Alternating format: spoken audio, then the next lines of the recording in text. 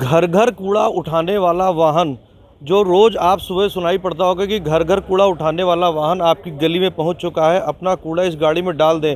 मगर आज ये कूड़ा आपकी जो वाहन है आपकी गली में नहीं पहुंचेगा, क्योंकि ये ताला लगाया जा चुका है और काफ़ी सारे लोग यहाँ बैठे हुए हैं ताला लगा करके कि आज ये गाड़ियाँ यहाँ पे नहीं निकलेंगी। क्योंकि गाड़ियाँ आपको दिखा दूँ, इस सारी गाड़ियाँ सेक्टर 25 का जो रानी लक्ष्मीबाई कम्युनिटी सेंटर है यहाँ पर खड़ी होती हैं और ये इस कम्युनिटी सेंटर पे ताला लगा दिया गया। तमाम रेजिडेंट्स यहाँ पर जो सेक्टर 25 के वो यहाँ बैठे हुए ताला लगा करके पूछेंगे उनसे कि क्या वजह है जो इन्होंने ताला लगा दिया है, अंदर ताला लगा दिया गया है कि वजह क्या है। क्योंकि अगर ये गाड़ियाँ बाहर नहीं जाएंगी तो कूड़ा उठेगा नहीं, और कूड़ा उठेगा नहीं तो शहर में पूरा कूड़ा पूरा शहर हो जाएगा।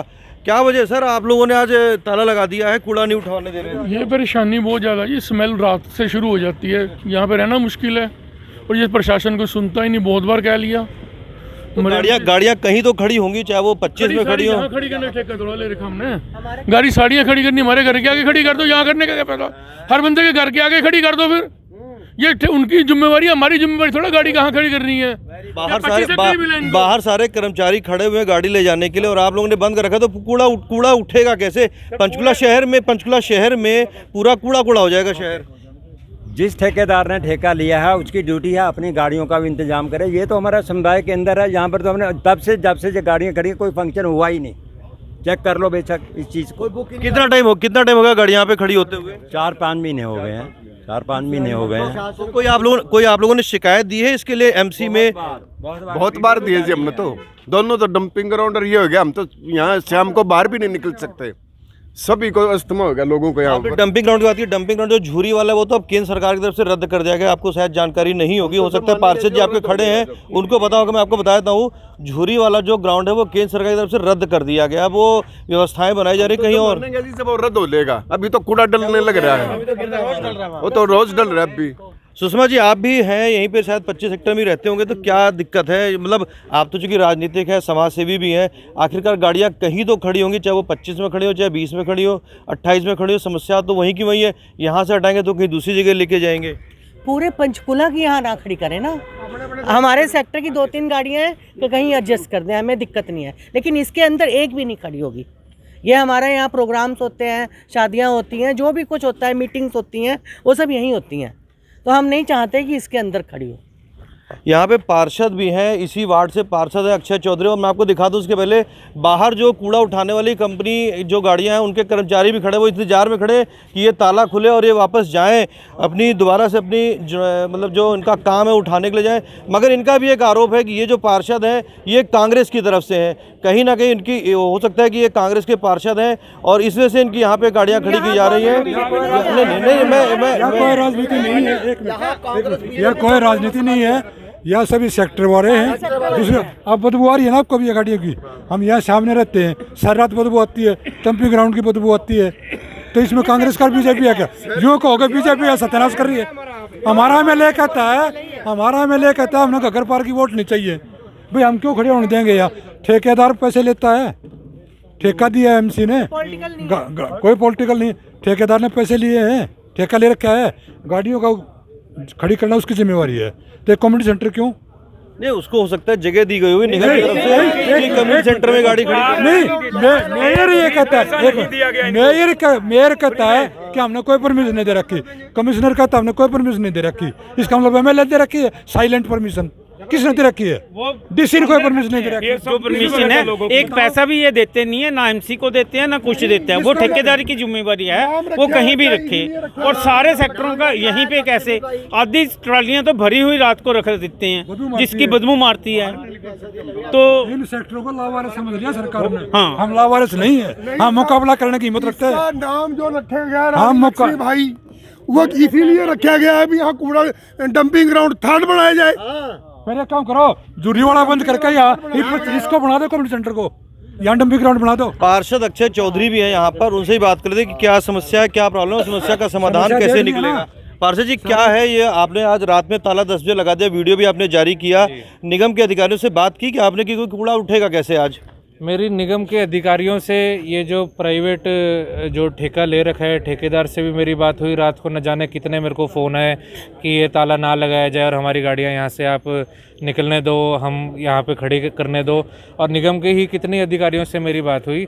सिर्फ एक मेरा छोटा सा सवाल था कि आपने यहाँ पे रानी लक्ष्मीबाई समुदाय केंद्र के नाम पे इसका कम्युनिटी सेंटर का नामकरण किया गया है।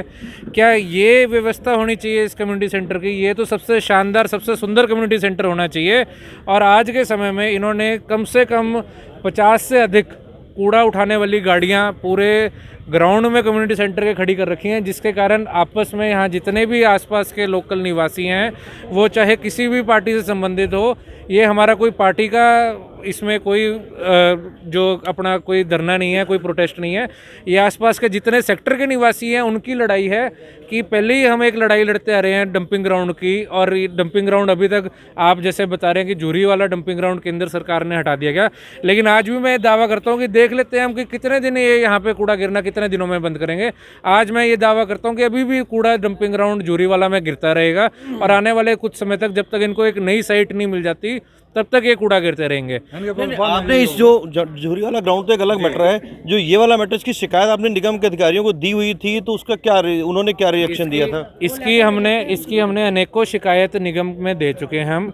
उसके अलावा हमने एक छोटी सी हमारी रिक्वेस्ट थी, हमने बात पूछी निगम से कि आप मुझे ये बताएं कि ये कम्युनिटी सेंटर है, अगर यहाँ पे किसी ने अपना शादी ब्याह कोई फंक्शन करना है तो उससे एक दिन का 28,000 रुपये किराया लिया जाता है।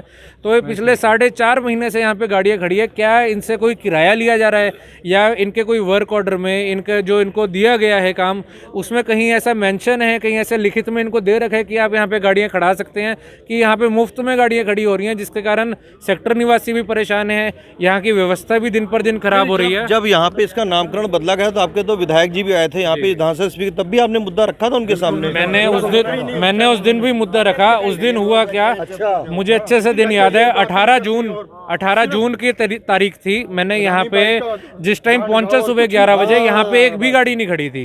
एक भी गाड़ी ना खड़ी होने का कारण ये था कि विधायक साहब यहाँ पर आ रहे हैं, जो माननीय स्पीकर हरियाणा सरकार ज्ञानचंद गुप्ता जी हैं, उन्होंने यहाँ पे आना है। तो उससे पहले ही सिर्फ 1 घंटे के लिए, जब तक यहाँ पे कार्यक्रम होना है, ये गाड़ियाँ हटा दी गई थी। और जैसे ही वो यहाँ से निकले, मेरे हिसाब से सेक्टर से बाहर भी अभी निकले नहीं होंगे, उसी टाइम सारी गाड़ियाँ यहाँ पर वापस आ गई।